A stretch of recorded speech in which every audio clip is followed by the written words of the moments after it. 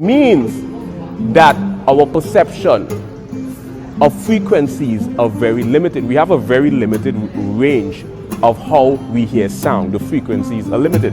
So we explore the philosophical aspect of mental disorder. We discuss the psychological aspect. We talk about the physics. Let's talk about the musical aspect of mental disorder, the theoretical aspect of music. We can go back to Pythagoras and the first chromatic scales, but we're going to talk specifically about the chromatic scales.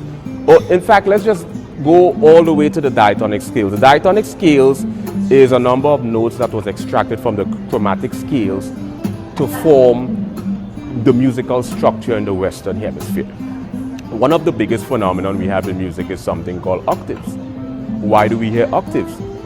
Why, when you double a chord, or let's say primarily an A chord consists of 440 hertz, why when you